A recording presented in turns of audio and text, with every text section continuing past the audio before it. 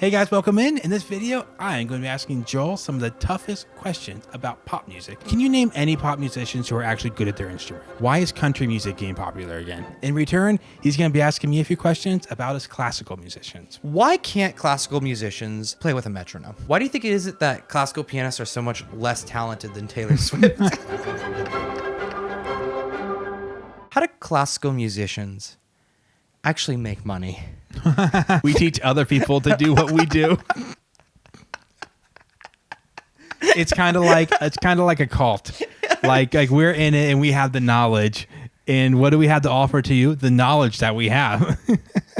But in all seriousness, teaching is like steady income. If you're really good at piano, piano is one of the, not the only, but one of the more versatile event. It's crazy. Like we live in this world where everyone can just get music on their phone, but how many events want a live pianist to just sit there and play just because it looks good, I think, to have a real piano player and they can respond to the audience. There are other ways, but I think most people end up, the bread and butter is teaching. No context. Give me your top 3 artists of the day. Owl City, number 1, absolutely. I'm gonna give it to Ed Sheeran, Okay. just for the songwriting. Maybe less so the music, but No context. Sorry, no context. I only have one more. I'm gonna go with Bruno Mars. I feel like they're cliche answers, but they're also great. Not the first one was not cliche. Oh, you're right. I forgot other people don't like Adam Long. Okay, I'm either gonna softball you here with a really easy question, Okay. or this is gonna touch on something really personal. I don't know which. Okay. Why do classical pianists Okay. open their mouths and make crazy faces while you're playing? You're up here like, I don't think I open my mouth when I play much. Do I open my mouth? I don't think I open my mouth. no, you go. There are a lot of classical musicians who are deeply focused on their craft, and I think they lose control of their facial functions. They count and they're talking to themselves, and they're saying like, "Play faster, a little faster. Here's a A flat coming up next here," maybe in their respective language, and they spend so many hours in practice rooms. They don't really like think to look in the mirror much when they practice. But I'm with you. I wish it was a little less distracting sometimes, but the main focus of a classical musician is making the thing you're doing sound great, not yourself being presentable, which maybe is a little different in the pop music world, where the most important thing is that it might look good, or one of the most important things is that it looks good. Yeah, I would say like the performance as a whole for a lot of pop acts It needs to look good. And the music can't go wrong because it's all backing tracks. I got a question here that I think will interest lots of us classical musicians. What roughly percent, obviously very rough, depending on lots of stuff, of the pop music we hear today is recorded on a real instrument? An acoustic guitar, acoustic piano? You wouldn't count sampling a real instrument. No. Like if I went and recorded a real violin, then played it. On the keyboard. Yeah. No. I mean like someone got a violin out and record the violin. I would say on any given, like, it depends a little on genre. Most producers I've seen, you'll have like a full electronic track. They'll whip out an acoustic guitar. Even if it's just like a simple one lick thing and they'll loop it. Okay. They'll record that. So I'm going to say like, if I had to generalize it, 80 to 90% is probably synthesis. You're pretty much always going to get real drums, and you're pretty much always going to get like a real acoustic guitar, maybe piano. I think that's something that's not really known outside the recording industry. I think the more you get into like people being a band, the more recording you get. Like you get like a band that's like a rock band. I feel like those the recordings you see are like, oh yeah, there's like a real bass guitarist because they have like a great bass guitarist. But a lot of these that like, that are studio made producers, they're coming in. The producer's like super talented and throw together great music, but like they're just gonna go like on a Moog or something else and like do a bass line on there for like a hip hop group, So drum samples, that stuff. This next one's a bit of a compound question. First part: do you believe Salieri poisoned Mozart? And if he did, Salieri. was it the right decision? I was like, until you said Mozart, I had no clue what name you were trying to say. Salieri. Salieri? Anyway, so no. Should he have? No, I don't think he did. But I mean, I guess we'll never know for sure. But if you want to do all the research and it's evidence leads to probably not. This next question here, I think it's to the heart of some of the modern problems with pop music. Oh. Why is country music getting popular again? Okay. People are going country. It's never happened before. And I've been an American like my whole life. People are born country, Yeah. but they don't go country. I think this is a joke question, but I actually think there's a good reason for this. Okay, it's kind of a joke, but I'm kind of serious. I have a serious theory. Okay. I've actually thought about this. I didn't know this question was coming, but I have a serious answer. Okay. In the last like basically 40 years, we've been on this wave in and out of hyper produced, really electronic music, which some of which I think is awesome. And then we'll have an era of like the plain white tees and like kind of rougher acoustic stuff. It's not rough in a bad way, but just like more raw, more sincere. And I think we just hit like kind of 2015 to 2020, like this big wave of like really produced music again. Like, but I feel like now we're swinging back towards raw, and there's just an association with the country sound of being more raw, even though a lot of it's super produced. Yeah. And I think it's a trend. So like rappers are doing country albums, and everyone, just people that wouldn't normally be doing it, and the really only change they're making to their music is they used to say, well, that's a nice thing. And now they say, that's a nice thing. Yeah, it's true. What is, in your opinion, in front of all these people, Hi, guys. the hardest piece of classical music?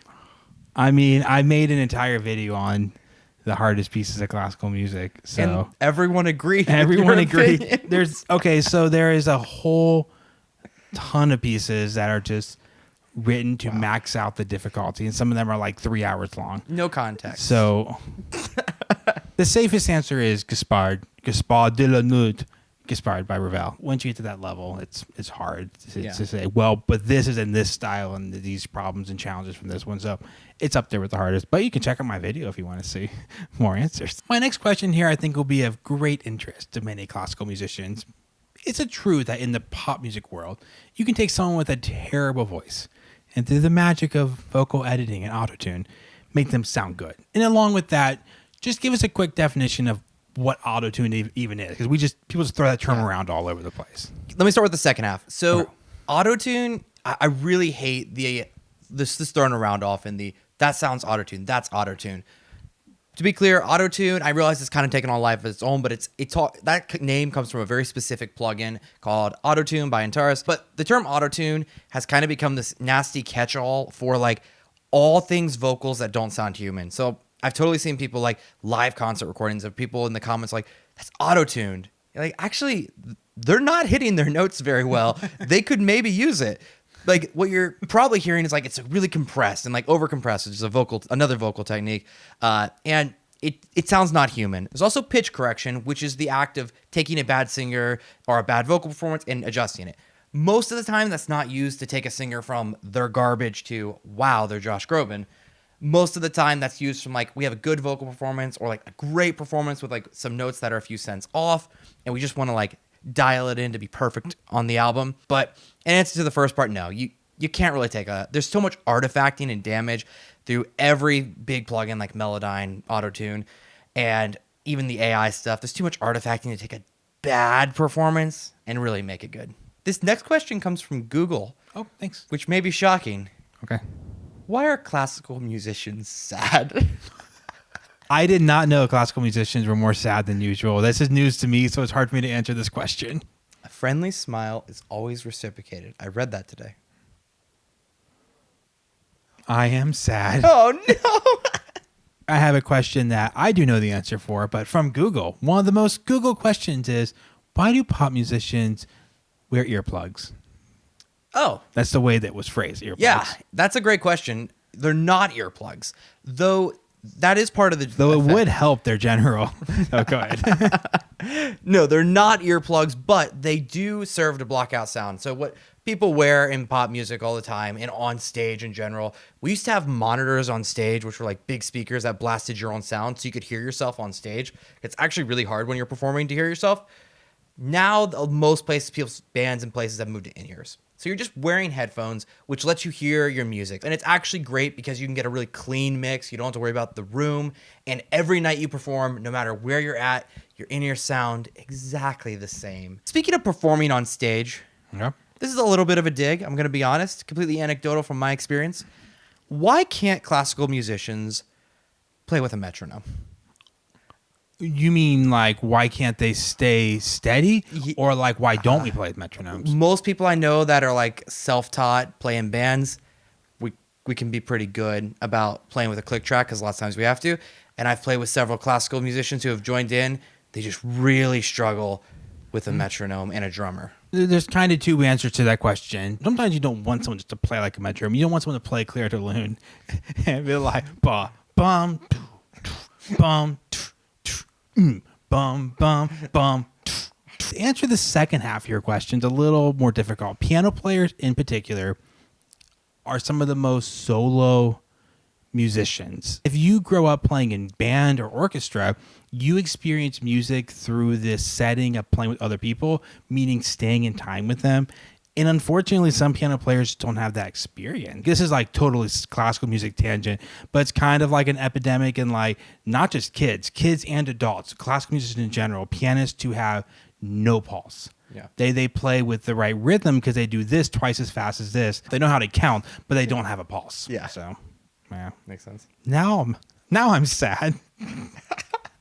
I have a question here brought to you by Google. I didn't think of this one on my own. Why are so many pop musicians blonde? A lot of them I think that are blonde aren't really blondes. Oh, yeah, I'm sure. So it covers the music up? I don't know. Oh, sorry, I was supposed to be representing this crowd. Yeah, what do you mean? What are you doing? All right, let's keep ragging on the pop musicians for a bit. What is your biggest pet peeves about pop musicians and like self-taught musicians in general? People think it's collapsed fingers, but there's some great pianists that are classical that have collapsed fingers. The biggest thing is always tight wrist, and that's always that really just sticks out. Like if someone like plays piano for 1 second, I just see like the tight wrist. I'm like, no classical musician looks like that. Some people have more tight, some people are more gentle, some people are loose, some people, but no one plays like their arm does not have a wrist, and that's a pop musician look. Like they're all fused together. But it doesn't really bother me. It doesn't like annoy me. They have bad technique. I'm not personally offended.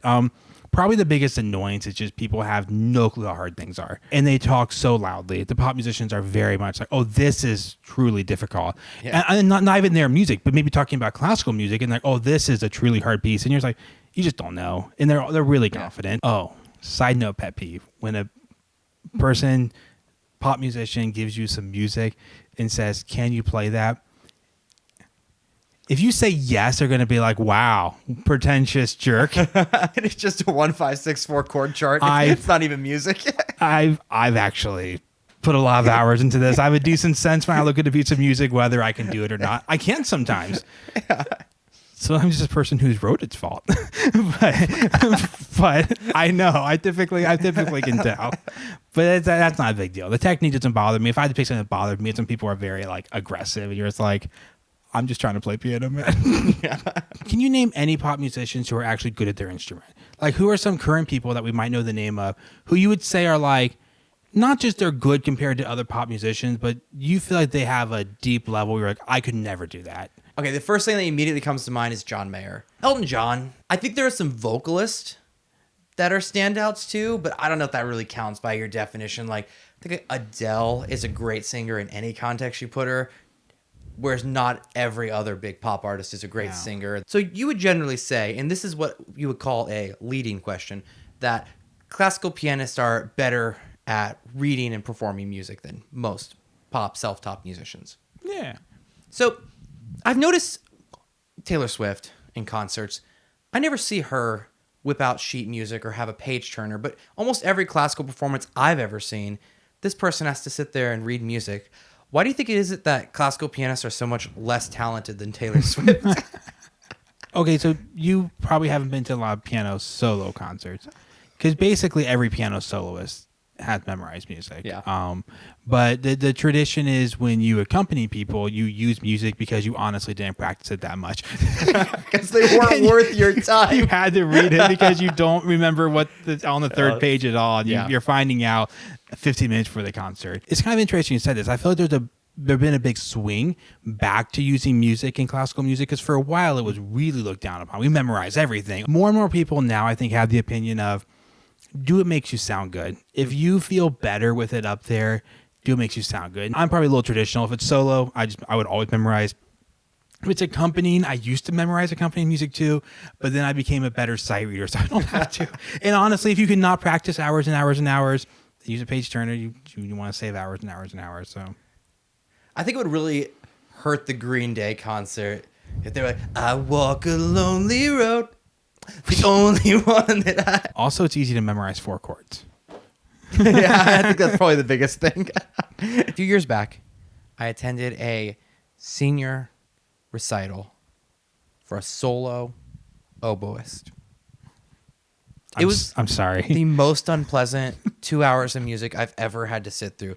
And when I've heard an oboe before, it's never been off-putting. It was the isolation and the bore that I was experiencing. Was it accompanied or solo? No, solo. Why do you think people waste their lives playing stupid instruments? That's a lot of solo oboe. Yeah. Like even pros go around, they play with accompanists and they play pieces that are meant to go together, but just solo oboe. It's solo. I would equate that to, it'd be really tough to go to a modern pop concert for 2 hours and someone be so good they can sing a cappella for 2 hours.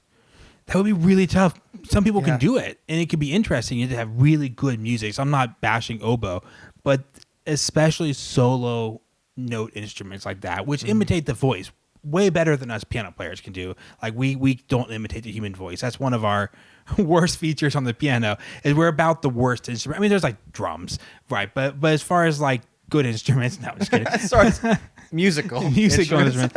Piano is the greatest solo instrument. I don't think that's very debatable. If you're watching my channel, you probably agree because you're probably a piano player. But there's a reason why solo piano music works so well, because we can do a lot on our own, and you just don't often get like even strings that can do more on their own. Often, some of their pieces are accompanied and some are solo. Yeah. There's a combination, but just all solo. It's just you up there and your shirt, your oboe, and like your 12 music stands lined up doing solo oboe music. You got to like draw the audience in all by yourself. What, if any, 21st century composition holds a candle and belongs up there with great classical compositions like Beethoven, Mozart, Bach, etc.? Is there anything last 25 years? Some music professor at Juilliard will let you know in 50 years.